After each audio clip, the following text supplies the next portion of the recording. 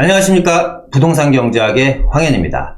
자, 최근 주택시장이 정부의 강력한 대출 규제와 고강도 가계대출 옥죄기 영향으로요, 숨고르기에 들어갔습니다. 정부는 자신있게 집값 고점론을 고수하고 있지만 주요 연구기관들은요, 내년 집값 전망은 상승할 것이라고 이야기를 하고 있습니다. 과연 내년 주택가격은요, 정부의 바람대로 안정화가 되고 과연 고점을 찍은 이후에 하락장이나 침체기로 들어갈 것인지, 아니면 각 주요 기관들의 연구 발표처럼 내년에도 추가적인 상승이 일어날 것인지 한번 오늘 시청자 여러분들과 알아가는 시간 갖도록 하겠습니다. 자, 그럼 바로 시작하겠습니다.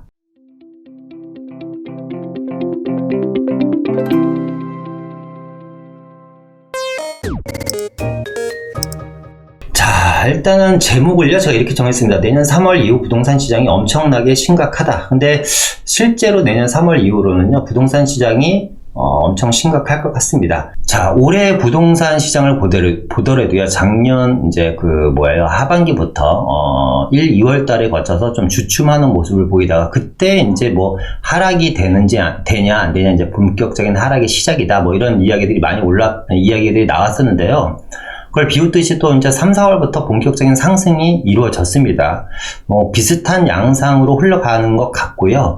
지금 물론 시장에 지역마다 편차는 있습니다만 특정 지역에서는 매물이 좀 쌓이기도 하고 거래도 좀 잘 일어나지 않습니다. 물론 주요 지역 같은 데서는요, 아직도 매물이 풍기 현상이고 매수보다는 매도가 훨씬 적은 시장이 이루어지고 있습니다. 그러니까 좀 어떻게 보면 하반기 들어와서 좀 양극화 시장이 이루어지는 것 같은데요. 그럼 내년 부동산 시장 과연 어떻게 될 것인지 한번 알아보도록 하겠습니다. 첫 번째 내용은요, 주요 기관별 내년 집값 전망인데요. 일단 한국건설산업연구원에 발표된 것을 보면 한국건사연은 이제 건설산업체들이 출자를 해서 만든 연구기관이죠. 일단 보면요, 전국은 한 2% 정도의 상승이 될 걸로 예상이 되고요. 수도권 한 3% 정도 상승이 될 걸로 예상을 하고 있습니다. 국토연구원 발표 내용을 한번 보겠습니다. 전망이죠, 전망. 국토연구원의 전망을 한번 보면, 국토연구원은 이제 세종시에 있고 국책연구기관입니다. 자, 국토연구원은 한국건사연보다도 더 높은 상승을 점치고 있는데요. 건사연은 수도권의 3% 정도의 상승을 얘기한 반면에 국토연구원은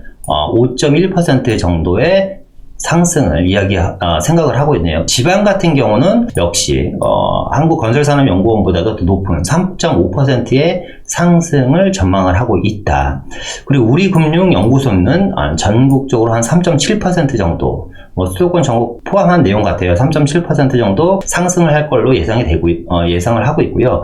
하나금융경영연구소 같은 경우도 전반적으로 내년에도 상승을 할 것이라는 전망을 하고 있네요. 자, 그러면 무주택자 입장에서는 어떻게 해야지 될까요? 지금 사실상 무주택자들 같은 경우는 점점 주택을 사기 점점 힘들어지고 있죠. 이제 대출 규제라든가, 그죠? 내년부터 이제 본격적으로 시행되는 DSR 규제까지 겹쳐지면 정말 무주택자들 내 집 마련을 하려는 분들은 점점 한 해 갈수록 힘든 한 해가 되지 않을까라는 생각이 듭니다. 거기다가 지금 각 주요 기관들이 올해뿐만 아니라 내년에도 올해보다 더 높은 상승을 점치고 있다라고 얘기를 하니, 어떻게 보면 집이 아직 없으신 분들한테는 암울한 좀 한 해가 또 되지 않을까라는 생각이 들고요. 내년에는 주택가격 상승뿐만 아니라 사실 전세가격도 엄청나게 폭등이 될 것이라는 여러 가지 데이터들이 있죠. 그러니까 임차인 분들한테도 내년에는 어떻게 보면 좀 고통스러운 한 해가 되지 않을까 라는 생각이 듭니다. 자, 반면에요, 홍남기 부총리 겸 기획재정부 장관은요, 17일 부동산 시장 점검 관계장관 회의에서 이제 9월 이후에 주택시장 가격이 상승세 둔화 흐름이 이어지면서 매물이 늘어나고 있고 매수 심리가 둔화되고 있다. 그동안 부동산 가격 상승을 견인하던 불안 심리가 상당한 변화가 보인다라고 얘기를 했습니다. 그러니까 정부 생각은 이런 것 같아요. 그러니까 상승세가 좀 꺾였고 매물이 늘어나고 매수 심리는 줄어들었으니 이제 부동산 시장이 본격적인 이제 고점에서 하락장으로 넘어가고 부동산 시장은 지금 안정화되고 있다라고 생각하는 것 같습니다. 정부의 생각과 주요 기관들의 생각이 지금 전혀 틀리다. 그러니까 정부의 생각은 지금 안정화가 되고 있고 고점을 찍고 하락장으로 들어가는 장이라고 생각하는 반면에 주요 기관들은 내년에도 집값이 계속해서 오를 것이다라고 지금 이렇게 발표를 하고 있습니다. 그러면 내년에는 과연 어떤 내용 때문에 집값이 오를 것인지 한번 계속해서 알아가보는 시간 갖도록 하겠습니다. 자, 첫 번째 기관들이 가격 내년에는 뭐 3에서 5% 정도 상승할 것이다 라고 이야기를 한 내용 중에 하나는 대선과 지방선거입니다. 내년 3월 달에 이제 대선이 있죠. 그리고 지방선거가 이제 6월 달에 있습니다. 요즘 뉴스 보면 계속해서 두 대통령 후보들의 이야기로 이제 도배가 되고 있는데요. 사실상 보면 좀 답답하죠. 좋은 얘기가 별로 없다 보니까. 자, 일단은 어쨌거나 내년 3월달이 대선이고 6월달이 지방선거입니다. 그러다 보니까 현재 부동산 시장은요, 대선 전까지는 어떻게 보면 숨고르기 장이 진행되고 있다라고 저는 보여집니다. 그러니까 많은 분들이 대선을 좀 기다려보자, 내 집 마련을 하려는 분들이라든가 아니면 투자를 생각하시는 분들도 좀 기다려보자라는 생각이 좀 팽배한 것 같고요. 그럼 과연 기다리면 내년에 뭐 좋은 시장이 올까?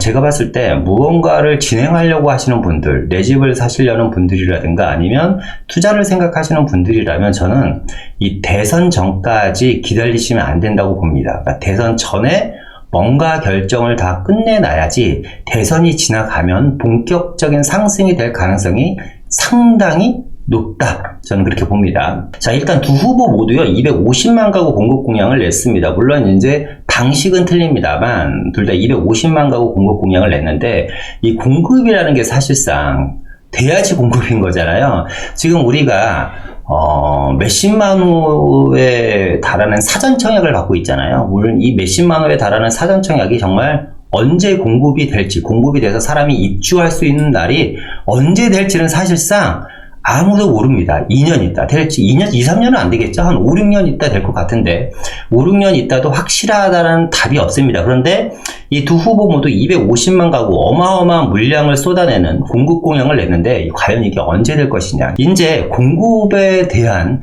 정부라든가 지방자치단체에서 내놓는 국토부라든가 이런 데서 내놓는 공급에 대한 내용에 사람들이 많이 식상한 것 같아요. 그러니까 이제 못 기다리고 지치는 거죠. 물론 사전 청약을 하신 분들은 상당히 어떻게 보면 희망은 있겠습니다만 그게 글쎄요, 희망고문으로 끝나지 않아야 될 텐데 지켜봐야 될 대목이긴 합니다. 어쨌거나 250만 가구에 대한 공급 공약을 냈는데 이게 시장에 심리적으로 미치는 영향은 많지 않을 것 같습니다. 그러면서 이제 대선과 맞물려서요, 재개발이나 재건축에 대한 규제 완화 기대감이 상당히 높습니다. 물론 이제 국민의힘 쪽에서 나오시는 대선 후보 같은 경우는 이 재개발 재건축에 대한 규제 완화를 할 것이다 라고 이제 발표를 했고, 그렇기 때문에 규제 완화에 대한 기대감이 상당히 높은 반면에 민주당 쪽 대선 후보 같은 경우는 뭐 재개발 재건축에 대한 규제 완화는 안 하겠다는 얘기 했습니다. 그런데 저는 누가 대통령이 되던 간에 이 재개발뿐만 아니라 이 재건축 같은 경우, 재개발은 사실 규제 완화가 많이 되어 있습니다. 특히나 뭐 역세권 개발이라든가 뭐 가로주택 정비 사업이라든가 소규모 재개발이라든가 등등 해서 요즘 재개발 같은 경우는 규제 완화가 사실상 많이 되고 있는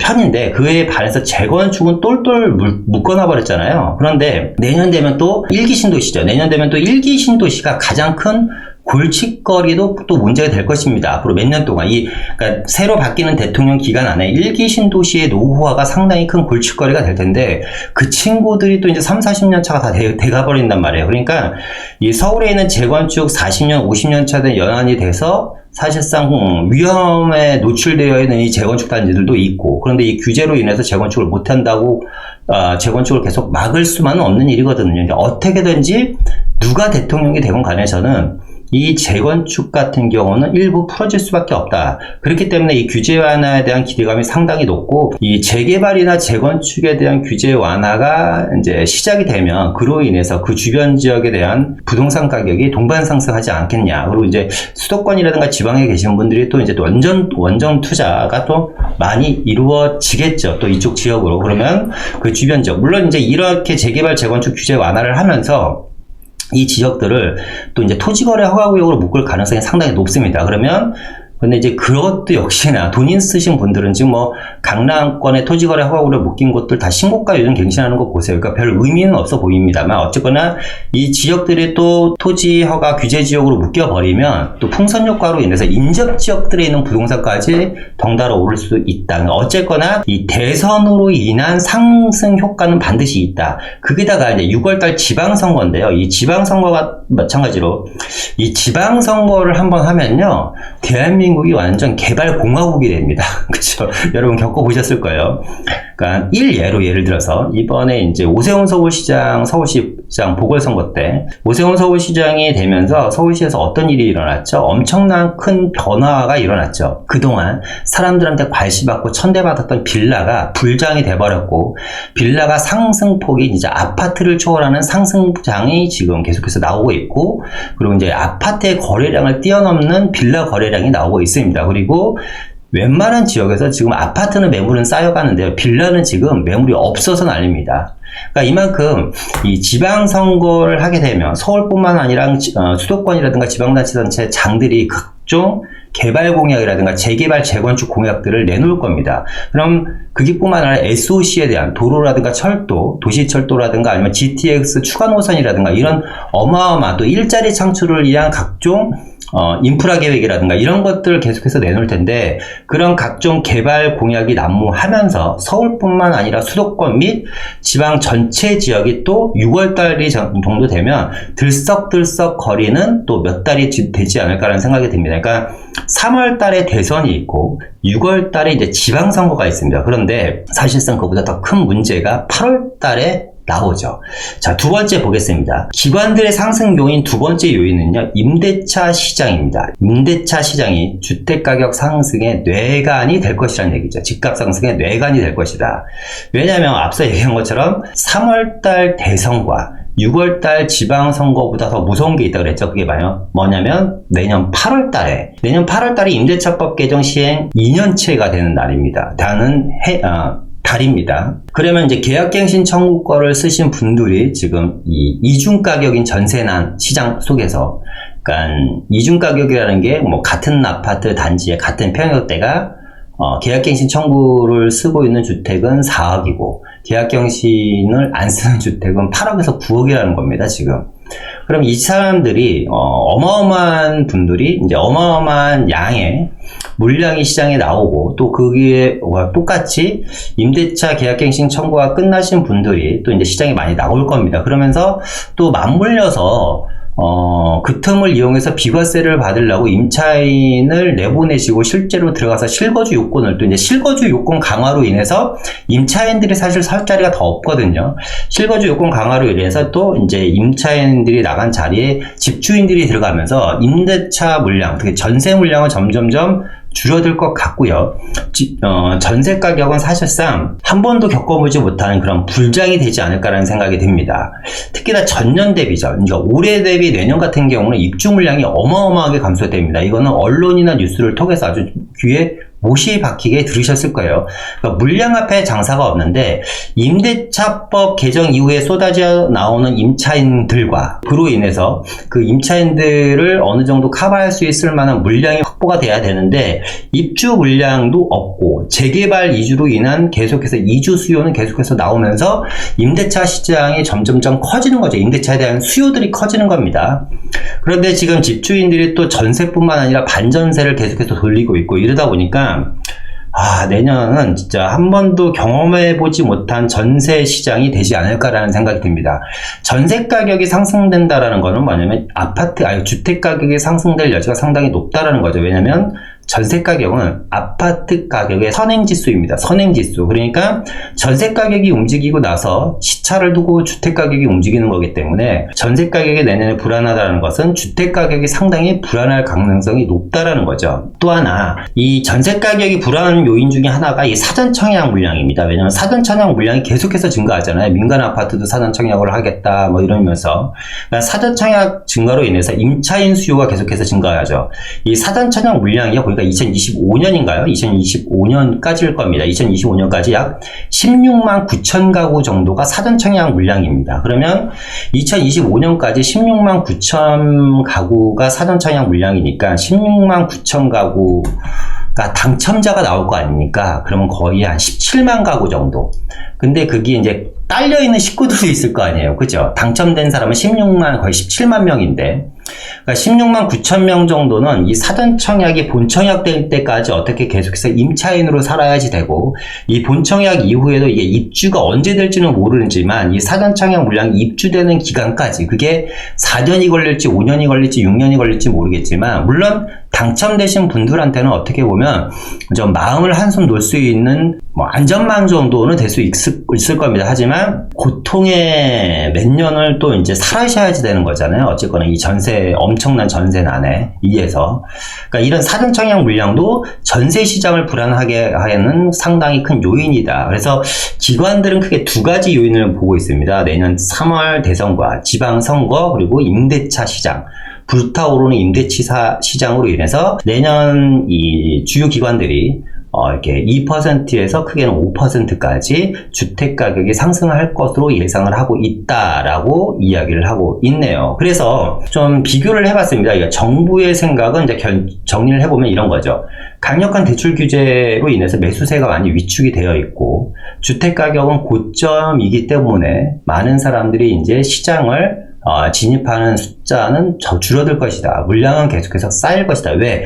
세금 부담으로 인해서 매물은 계속해서 증가할 걸로 예상되기 때문에, 매물은 쌓이고 주택가격은 고점이기 때문에 매수세는 당연히 위축이 되면 시장의 매물의 가격이 점점 떨어지면서 안정화가 되고, 그리고 좀 추락할 것이라는 게 정부의 생각. 앞서 얘기한 주요 기관들의 전망은, 그러니까 정부 국책기관 포함해서 주요 기관들의 전망은 대선이라든가 지방선거로 인한 완화와 개발 공약으로 인한 가격 상승 요인이 충분하고, 제일 중요한 거는 불안한 전월세 시장으로 인해서 전세 시장의 상승으로 인해서 주택 가격을 어느 정도 하방 압력을 막아주면서 지지를 할 것이다. 그러면서 추가적인 상승이 일어날 것이다. 왜? 여기다 덧붙여서 말씀드렸던 것처럼 공급이 없기 때문에. 그러니까 이게 정부의 생각과 주요 기관들의 전망입니다. 여러분들은 어떻게 생각하세요? 여러분들은 한번 댓글로 한번 남겨주시겠어요? 오늘 영상을 보신 분들은 정부의 생각은 내년에 이제 주택 가격이 안정화될 것이고 주택 가격이 좀 추락할 것이다라고 생각을 하고 있고요. 주요 기관들의 전망은 내년에 무슨 소리냐, 올해보다 더 오를 것이다. 최저 2%에서 5%까지 오를 것이다라고 얘기했습니다. 근데 미국의 주요 기관들은 또 어떻게 얘기를 하냐? 미국 주택 가격을 내년은 5%에서 약 20% 정도의 상승을 점치고 있습니다. 그러면 미국의 주택 가격이 떨어지지 않고 올해보다 15%에서 20%니까 엄청난 거잖아요. 15%에서 20% 이상의 미국 주택 가격이 폭등을 한다면, 정말 폭등 수준입니다. 그러면 글쎄, 미국과 우리나라는 너무 먼 나라긴 한데 전혀 영향이 없지는 않지 않을까요? 그죠? 미국의 주택 가격이 오른다라는 것은, 다시 얘기해서 전 세계의 주택 가격도 내년에 상당히 안정적이고 상승될 가능성이 높다라는 건데, 우리나라만 여러 가지 규제로 인해서 추락할 것인지에 대한 생각은 한번 해볼 필요는 있지 않을까라는 생각이 듭니다. 여러분들의 생각은 어떠신지 한번 댓글 한번 남겨주시고요. 마지막으로 좀 이렇게 말씀을 드리고 싶어요. 그러니까 지금 다 좋습니다. 뭐 정부의 생각, 뭐 대출 규제, 전세자금 대출도 규제를 하고, 뭐 내집 마련 대출도 규제를 하고, DSR 내년부터 본격적으로 시행을 하고, 그리고 이제 뭐 여러 가지 내년 굵직굵직한 선거들도 있고, 그리고 이제 전세 시장도 상당히 불안한데, 제일 중요한 거는 이거죠. 이제 물량입니다. 물량.